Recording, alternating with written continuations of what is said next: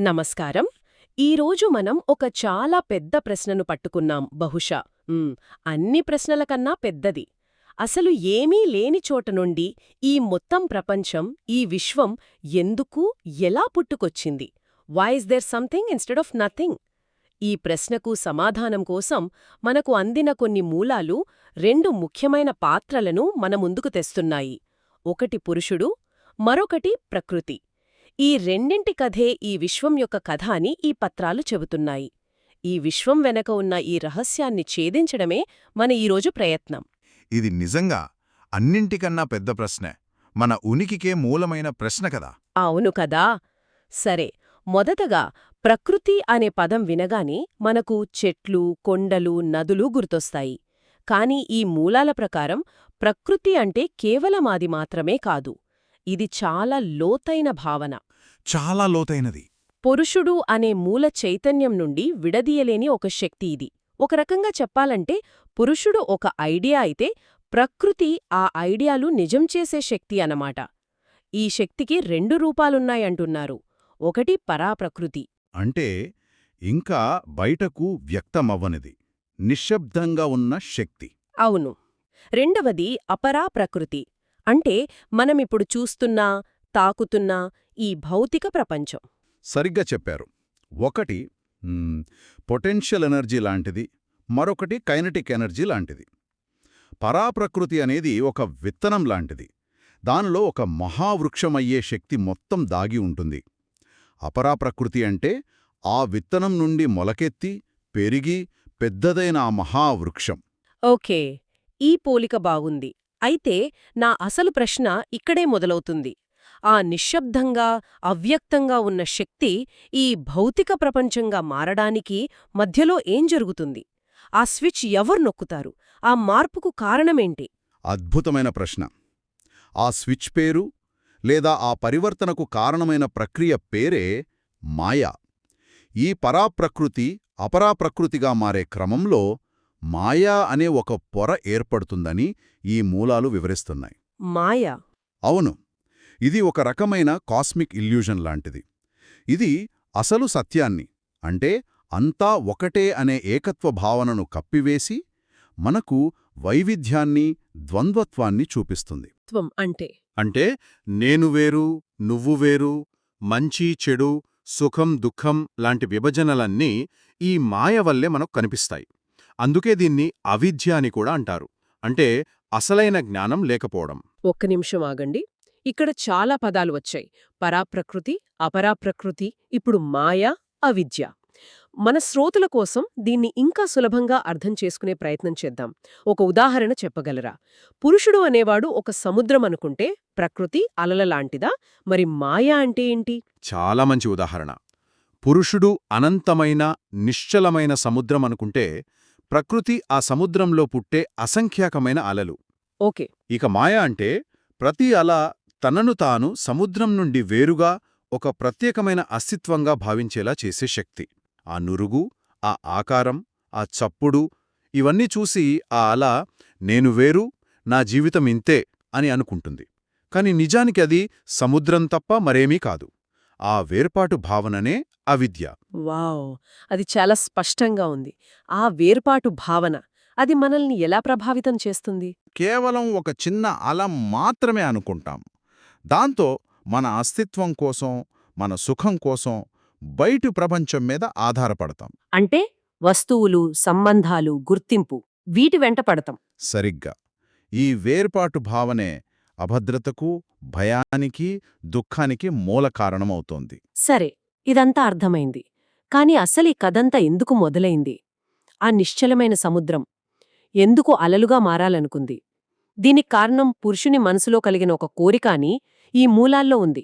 So కామయత్ బహుశ్యాం ప్రజాయేయే అని ఒక వాక్యముంది. నేను ఒక్కణ్ణి అనేకులుగా అవ్వాలి అని ఆయన అనుకున్నాడట. ఇది వినడానికి చాలా అందంగా, కవిత్వంలా ఉంది. కాని ఒక పరిపూర్ణమైన చైతన్యానికి కోరిక ఎందుకు పుడుతుంది? ఇది చాలా సహజమైన ప్రశ్న. కానీ దీనికి మన పరిమితమైన తర్కంతో సమాధానం దొరకదు.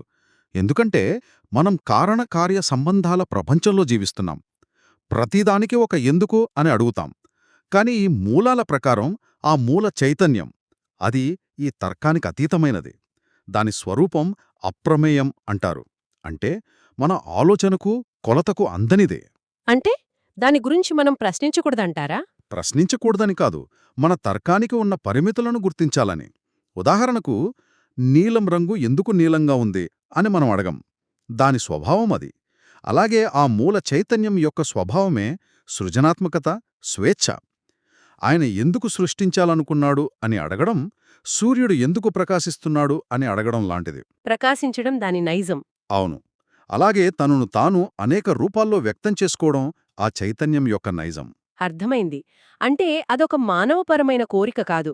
అది దాని సహజ సిద్ధమైన స్వభావం. ఆ స్వభావం నుండి పుట్టిన మొదటి ఆలోచనే ప్రకృతి అన్నమాట. ఖచ్చితంగా. ఆ మొదటి సంకల్పం, ఆ మొదటి స్పందన, అదే ప్రకృతి. అది ఆయన నుండి వేరే వస్తువు కాదు, ఆయన శక్తే. అందుకే సాంఖ్య దర్శనంలో ప్రకృతిని ప్రధానమంటారు. ప్రధానం. అంటే అన్నింటికీ మూల కారణమైన పదార్థం. దేవతలు, గ్రహాలు, పంచభూతాలు, జీవులు అన్నీ ఆ ఒక్క సంకల్పం నుండే పుట్టుకొచ్చాయి. ఓకే. ఆ ఎందుకు అనే పెద్ద ప్రశ్నకు ఒక సమాధానం దొరికినట్టే. ఇక ఎలా అనే ప్రశ్నకు వద్దాం. ఆ ఒక్క సంకల్పం ఈ భౌతిక విశ్వంగా ఎలా మారింది? ఈ మూలాల్లో ఉపనిషత్తుల నుండి ఒక అద్భుతమైన శ్లోకముంది. ఆకాశాద్వాయోః వాయోరాగ్ని అగ్నేరాపః అభ్యపృథివీ. ఇది సృష్టికి ఒక రకమైన బ్లూప్రింట్ లాగా అనిపిస్తోంది.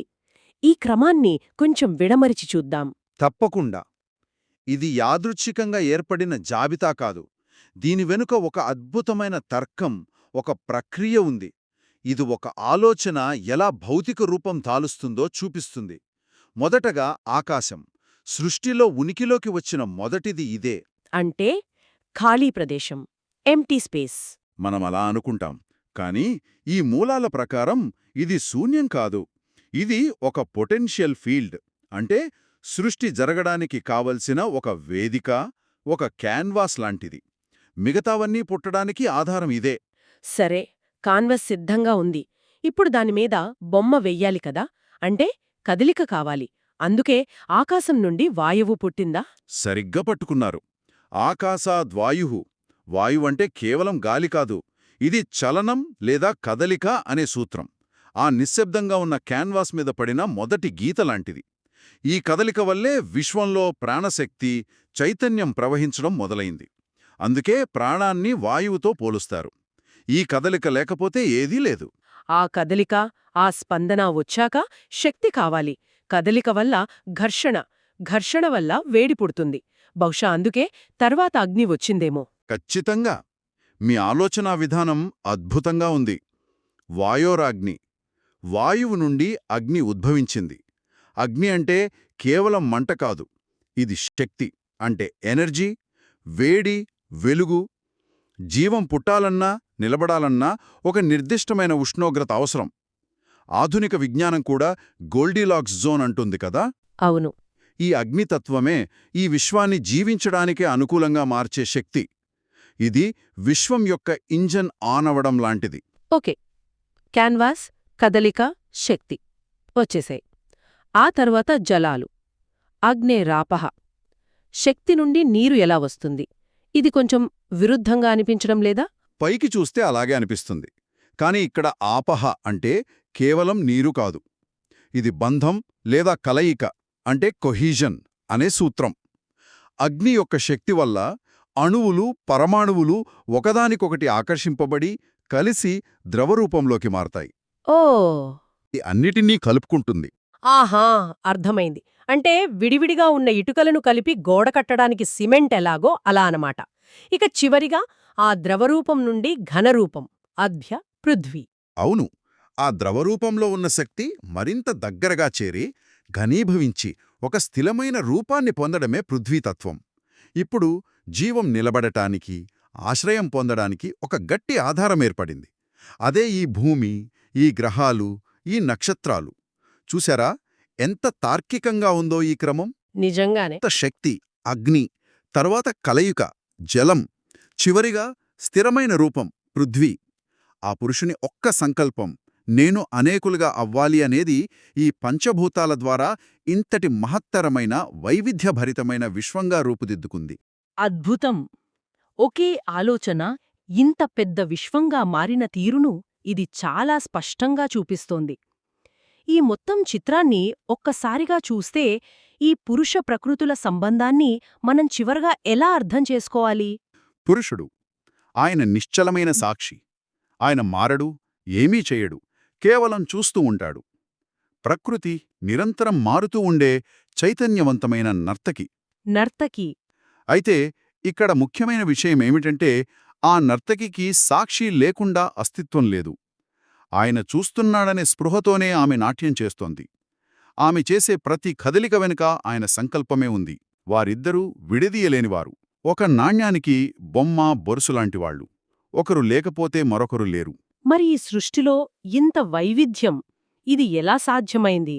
అందరూ ఒకేలా ఎందుకు లేరు? దానికి కారణం ప్రకృతిలోని 3 గుణాలు: సత్వ, రజో, తమో గుణాలు. ఇవి ప్రకృతి యొక్క 3 ప్రాథమిక లక్షణాలు. సత్వం అంటే సమతుల్యత, ప్రశాంతత. రజస్సు అంటే చలనం, ఆశ. తమస్సు అంటే జడత్వం, అజ్ఞానం. ఈ 3 గుణాలు వేర్వేరు పాళ్లలో కలవడం వల్లే ఈ సృష్టిలో ఇంత వైవిధ్యం ఏర్పడింది. మనుషుల స్వభావాలలో, వస్తువుల లక్షణాలలో తేడాలు రావడానికి కారణం ఈ గుణాల మిశ్రమమే. కాబట్టి మనం చూస్తున్న ఈ విశ్వం, ఈ జీవితం ఇదంతా ఒక యాదృచ్ఛికమైన పేలుడు వల్ల వచ్చిన గందరగోళం కాదు. దీని వెనుక ఒక ప్రణాళిక, ఒక సంకల్పం, ఒక చైతన్యముంది. మన ఆధునిక శాస్త్రం ఏమంటోందంటే జడ పదార్థం నుండి, అంటే మ్యాటర్ నుండి చైతన్యం పుట్టిందని చెబుతుంది. కాని ఈ మూలాలు దానికి పూర్తిగా వ్యతిరేకమైన విషయాన్ని చెబుతున్నాయి. చైతన్యం నుండి పదార్థం పుట్టిందని. ఇది మన ఆలోచనా దృక్పథాన్ని పూర్తిగా మార్చే విషయం కదా? ఖచ్చితంగా. అసలైన టేకడ ఇదే. మనం చైతన్యం ఉన్న శరీరాలం కాదు, మనం శరీర రూపాన్ని అనుభవిస్తున్న చైతన్యం. ఈ అవగాహన వస్తే మనం ప్రకృతిని చూసే విధానం మారిపోతుంది. అది కేవలం మన అవసరాలు తీర్చే వస్తువుగా కాకుండా మనలో ఉన్న చైతన్యం యొక్క మరో రూపంగా కనిపిస్తుంది. ప్రతి అణువులో, ప్రతి జీవిలో ఆ దైవిక స్పందనను మనం చూడగలుగుతాము. ఈ విశ్లేషణ మనల్ని చాలా లోతుగా ఆలోచింపజేస్తోంది. దీని కొనసాగింపుగా ఒక ప్రశ్నతో ముగిద్దాం.